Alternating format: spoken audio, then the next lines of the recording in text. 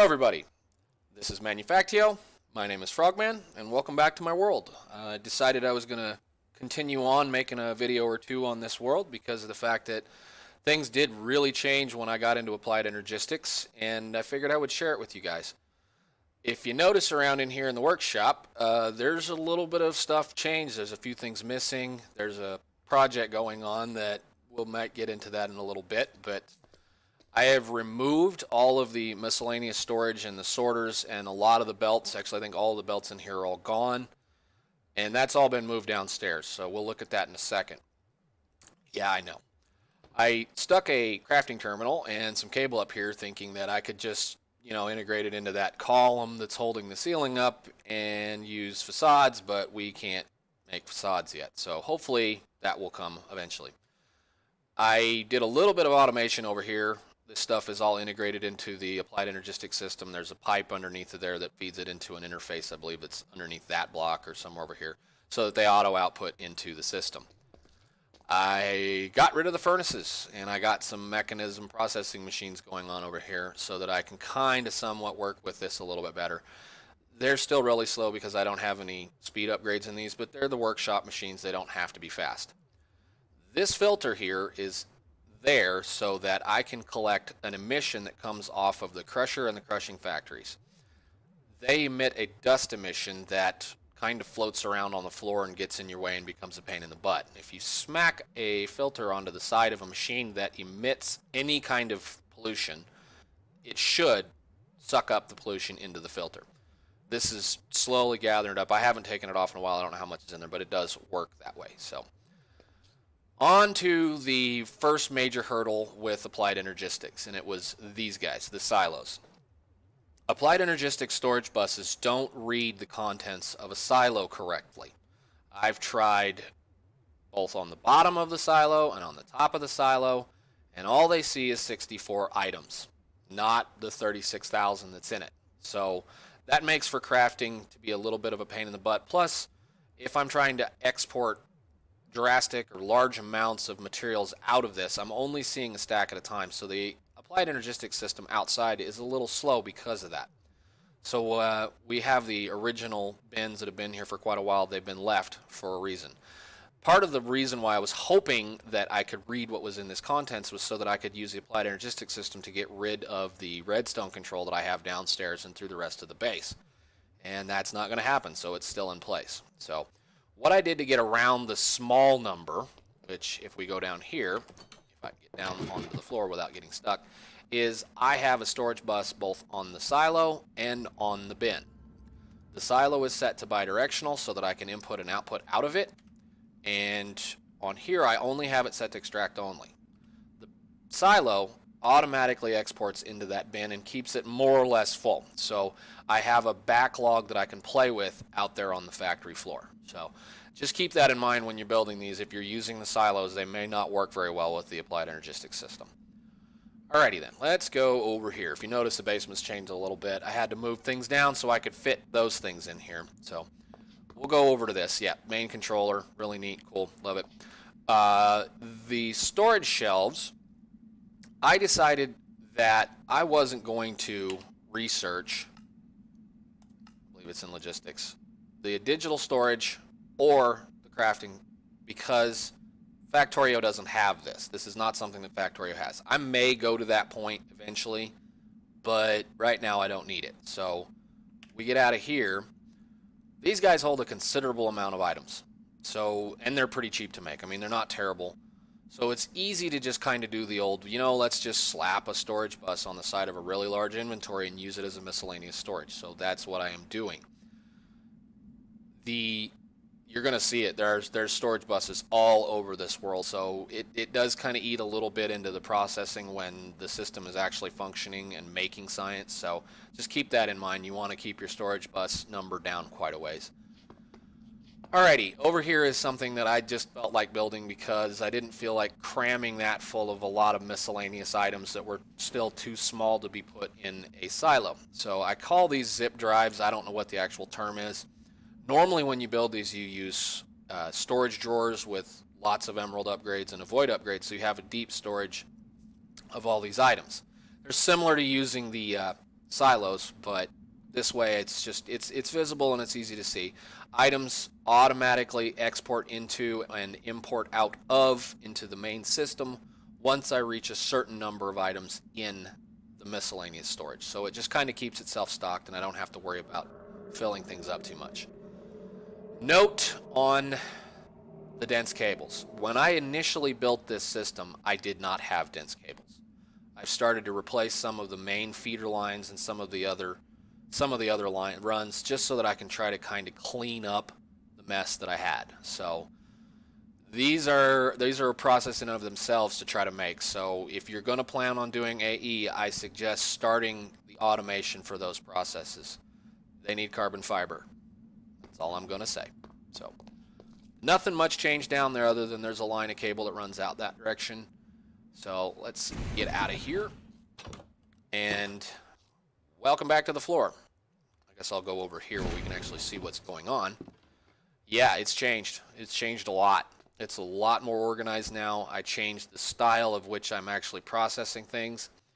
There are no more assembly lines to produce science. I have lines built into the system now that produce a similar output, then moves to the next line that does the same thing and the same thing and the same thing. They're a little bit more logical this way. It's a little bit more easier to understand what's going on. So I'm controlling all of this, and this is the interesting part. All of this factory mess out here is being controlled by about 8 channels from the main AE system. So how I'm doing that, and anybody that's played Applied Energistics and has gotten really nuts with it knows what that is. This is what's called a subnet. If you guys have never played with subnets before in Applied Energistics, it's really good for processing. Let me off the belt, please. Thank you. Come on. There. This jetpack's crazy. Processing systems. So like smelting arrays, mining arrays, things like cobbleworks, stuff like that are really good to be put behind. Matter of fact, any process that requires a lot of channels is good to be put behind a subnet because it saves on really long dense cable runs. You don't have to worry about it. We don't have P2P in this pack, or at least we don't have the channel P2P in this pack. So this is the next best option next to really long dense cable runs. What you do is you build a baby AE system out here to control all of the systems so that this thing is its own little entity. And if you notice, I have several more of them. All the colors indicate another subnet.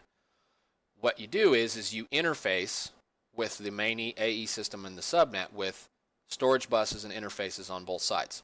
Hello, game. There we go. And if you notice, I have them switch backwards. On one side, they're different. The reason why we do that is so that this subnet can see the storage. Should say the storage. I believe it's that one. It can see the storage here in the main AE system, but it also shows what it's storing to the main AE system and the rest of the subnets. It's a little bit more expensive than just doing this in a normal Minecraft, modded Minecraft world, but in this one, this is pretty cheap. Trust me, this is pretty cheap compared to what you have to do to make these. So when I built this, every single one of these subnets was done with the basic cable. And then we got access to these, and I've slowly been adding them in just so that I can clean it up. This side especially was a wire mess. So, all right, let me, I guess, get down here. I'm going to explain the system, and then I'm going to explain how this works first. But every single one of these systems, these lines, also have storages with storage buses on them that I can then see and read from the rest of the network. Every one of these guys are set to extract only with a filter to make sure that there's only one thing that comes out of here. I don't know if you need to do that. It doesn't really matter. Just logically, it made it work for me. So we have redstone control on the plate presses now, the gear presses, the wire presses, so that this little subnet controls what's going on with the rest of its system. It's kind of the same as it was before. You just don't have as much wiring. You don't have as many probes, and I'm not having to worry about it as much. I do have a few acceleration cards in these. I think the wire molds, the wire presses are the only ones that really need it. So they're just making sure that they're making things as fast as they possibly can. So All right, now to the new logic that I have come up with as far as how I'm working this. Before, like I said, I had assembly lines making science, and it was a mess. It was a mess. I had stuff everywhere, and it was just all over the place. Now what I'm doing is I'm crafting like materials, like a process. You know, this is the first step in a process.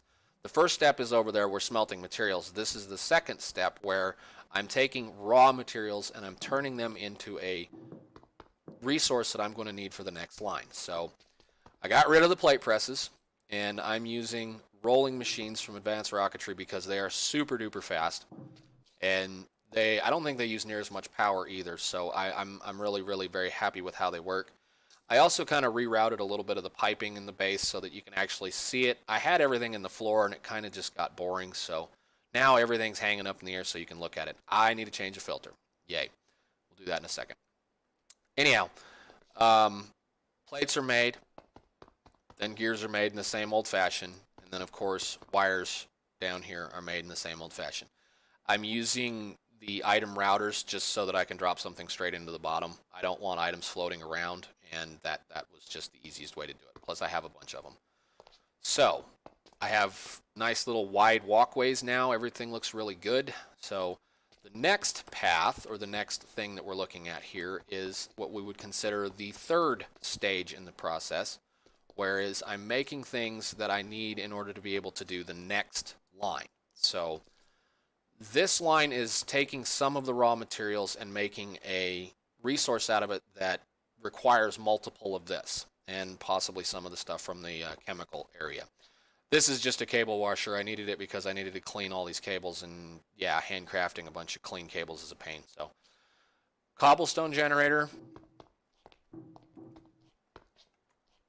hardened stone, stone, things like that, all made in the smelting factories here. They're a little bit more expensive on power. I think it takes 1,000 RF to do or something like that, but it definitely does a lot better. And I think they're definitely faster than the furnaces with the external heaters that I had before. So since we're here, let's at least replace one of these.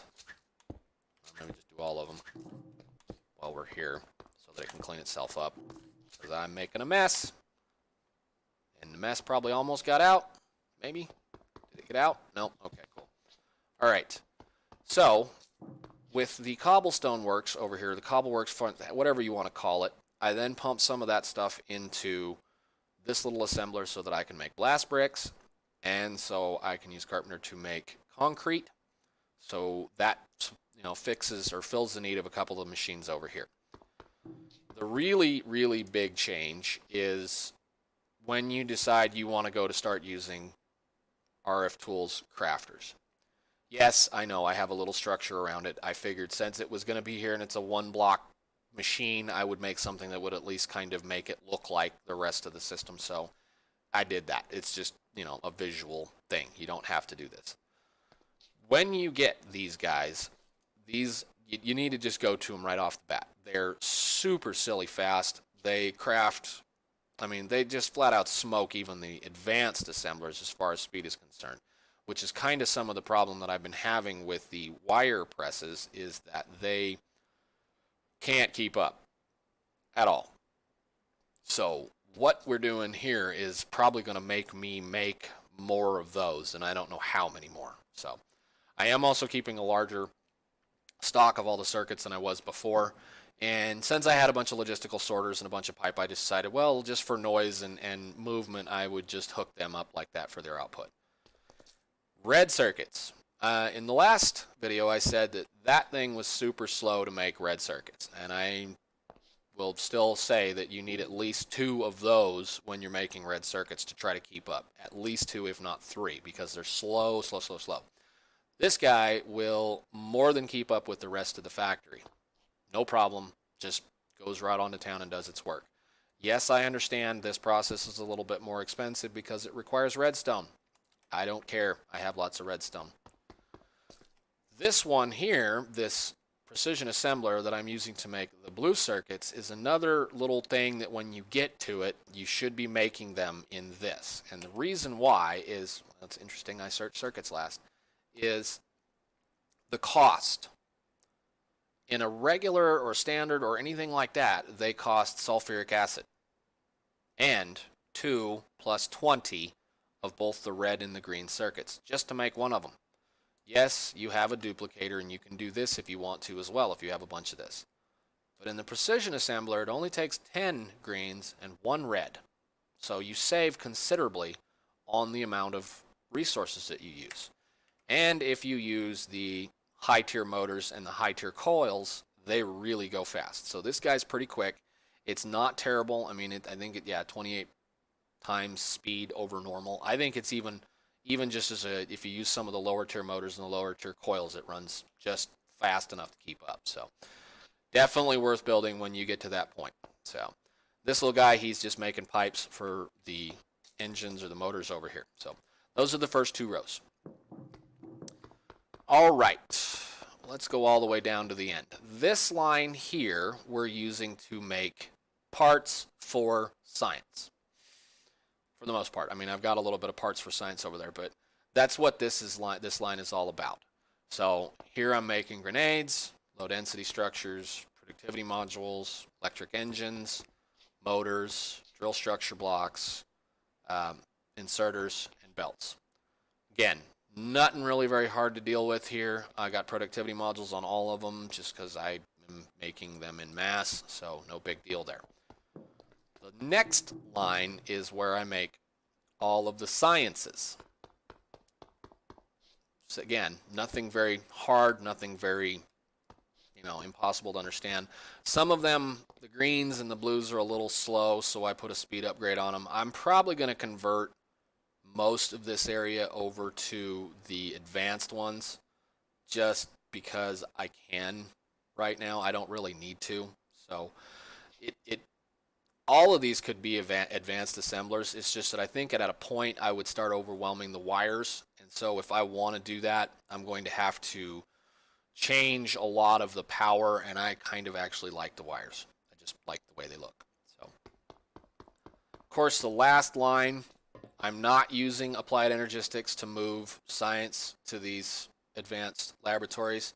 It just seemed kind of pointless considering that I had piles and piles and piles of this pipe, so I just went ahead and hooked them up together and ran them up through the ceiling so that you get a little bit of dynamic. I did change some of the feed lines. I don't have near as many pipe runs, I should say, in the floor. They're now hanging from the ceiling just to give you something to look at. I like to be able to look at stuff, and that's about the only way that you can do it.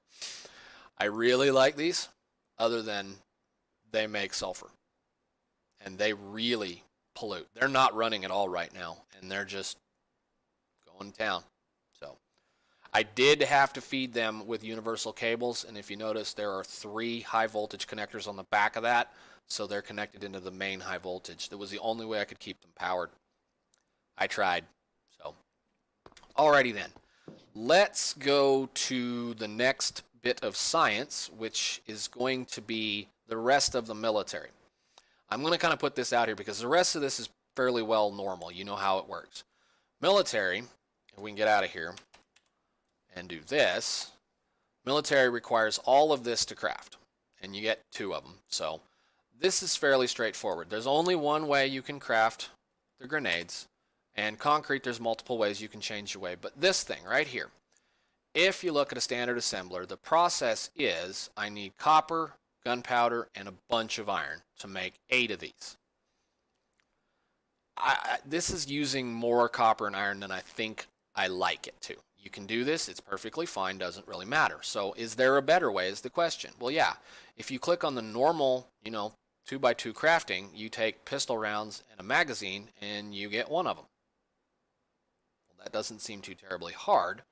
So if I click on pistol rounds, you've got this recipe, you've got this recipe, or you have this recipe. And if you saw it, the lead and the tin, lead and tin, lead and tin. Well, I have piles and piles of lead and tin. So that's easy to craft. If I go back, and this thing is going to be the pain, and I know it is, because it requires mechanical parts. This is all craftable, but mechanical parts are, oh, I need flint. No, I don't. I need 4 iron, 1 slag, in an assembler to make that piece. So I'm making that piece in this little bitty basic assembler, and right here I'm making the pistol rounds using lead and tin and gunpowder. And I figured since I was here and I'm using a shotgun and I have turrets that I might as well go ahead and make shotgun rounds and I might as well go make rifle rounds.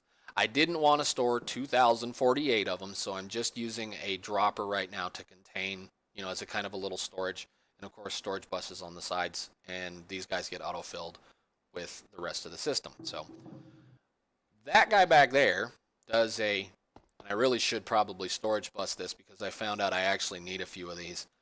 But he feeds into this Crafter Tier 2, which I have yet to deck with its little bitty shroud. And it finishes the rest of the process. It makes the nuggets, it makes the magazines, and then it fills the magazines with ammo, and away you go.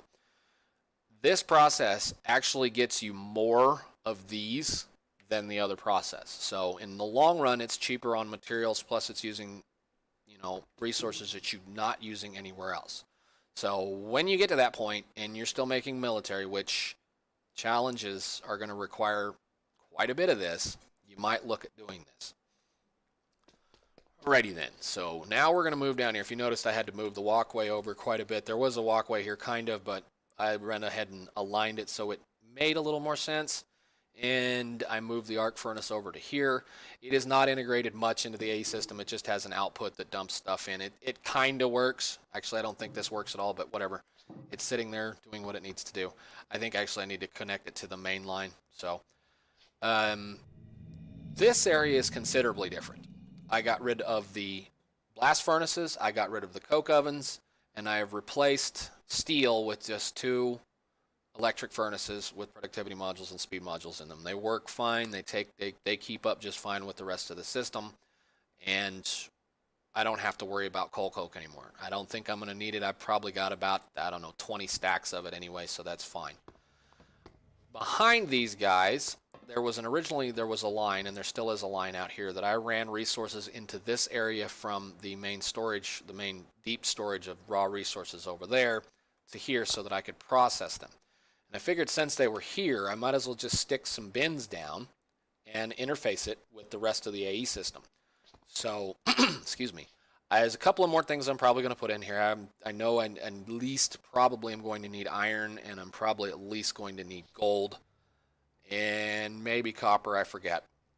But these are here just to be able to be readily accessible so that I don't have to run a long line of that stuff out there right now. All right, this little process right here, this is the chemical plant area. It's the same as it was kind of before. I lined the chemical plants up in a row so that you can actually see them a little better. And again, making plastic, sulfur, and solid fuel, and yellow cake. I decided that I needed a decent amount of yellow cake because you need this in order to make fuel for the reactors. And you need it to do a few other things. Plus, if you notice there on the tooltip, there's a number that's very interesting. So this guy's that's what he does. And we'll go back to the back here. I have titanium processing right here. Once again, it's being fed automatically from the system right there. And I'm getting the creeper acid from this guy. We'll start over here. Noisy mechanism machines. This system all of this stuff is making sulfuric acid. And again, kind of, I know it's mechanism and I know it's capable of being sped up. It takes a lot of power just to run all of this, and it is silly slow. It's slower than the mixer recipe. Yeah, granted, the mixer recipe takes a lot more resources. This doesn't take anything at all other than water and sulfur right here. So I don't know. I have to play with it a little more and make it work a little better. So we have here the 5x ore processing mess, which unfortunately right now is gated behind a lot of salt. But this does work. I have used it. I was using it a little early on to make osmium. I think I've managed to clear all the backlog of osmium that I put in there. Nope, I still have a bunch. I gotta go get some more salt. This is needed for advanced applied energistics. You need these crystals in several of the ore types in order to make some of the more advanced parts in applied energistics. So again, this is one of those, I think you only need to go to there or there. It might be this one. You only need like that set of machines. But at the point when I started doing this, I needed a bunch of this. I was out of it, and I haven't really been getting it until not all that long ago. So Witch Farm. Witch Farm is now functional again, although right now we're in peaceful because I didn't feel like fighting mobs constantly. So it does work. I'm happy. I cleared it out not all that long ago and took all the excess stuff and put it in the main AE system. So I did add some fans, and I did add a grinder and or a mob masher. I need to put the luck updates and upgrades in it, but it works. Got rid of the little robots. Don't have to worry about them running around trying to chase things again. So this system here is the beginnings of making rocket fuel for that. One of the bugs I did see, and I'm hoping Gullers watches this, is that rocket fuel is supposed to take... where is it? Rocket fuel. Let's find it again. I think it's under... somewhere in here. Rocket fuel is supposed to take... Where is it going? It doesn't really matter. We'll find it. Rocket fuel is supposed to take hydrogen, I believe. A processed hydrogen. But some odd reason it wanted water. So I'm giving it water. And it works for now. This guy you need to be able to make so you can get the oxygen that works with the advanced rocketry spacesuit. So again, you just feed oxygen into it. It reprocesses it into that thing, and then you stand on the charge pad. So alrighty. We'll go to that. We'll get this over here. We'll go to this. Again, creeper acid is right here. This little process is part of the unusual science, or anomaly science, I believe it is called. Let's see, science. Anomaly science. You have to be able to get unusual crystals. And unusual crystals are made by processing unusual ore with resonant ender. Well, resonant ender is only made in a mixer with either one of these two processes. We'll get to where I'm getting some of this stuff here in a little bit, but that's what that does. It's getting pumped into a chemical plant, and then it's processing. This is probably like the third or fourth batch of these I've done. I am out of it, and I need to go get some more alien goo. So, all right, we're on the back side, of course. There's my really little cruddy rocket that takes me back and forth to the moon. I have a mining facility on the larger of the two moons that is getting me osmium, unusual ore, and nether quartz, which I don't even know why I'm mining the nether quartz. I've got a lot of it. So that's how I'm getting back and forth. This is one of those you're going to have to keep it running kind of deal, because if you want to go back and forth between those, that's the only way to do it. So I played around with rockets like always. It's advanced rocketry. It's a pain in the butt. It's ugly. It does what it needs to do. Let's just leave it at that. So, okay. I think I want to go over here now, and the major changes that have happened for the processing systems in here is that I have moved to logistical sorters in round robin mode to deliver products to the crushers and to the furnaces, because they make it a little bit more even usage between all of the machines. Instead of just filling one, then moving to the next one and the next one, it tries to put equal amounts in everything so that I'm using all of them at once. It makes processing a whole lot faster. Alrighty, so, and right now I'm getting rid of all of my nickel, and I'm looking forward to saying goodbye to all of my nickel. Let's see, I think the other main change out here is that structure. So we'll go over here. I did have a uranium reprocessor out here, and I was making the lime green stuff and having a good time with it, and then I realized that I was doing things the hard way once I got to a point. This guy, I used him to recycle a lot of the junk that I had in my AE system once I got him built, so it gave me a whole bunch of gears. It's kind of nice.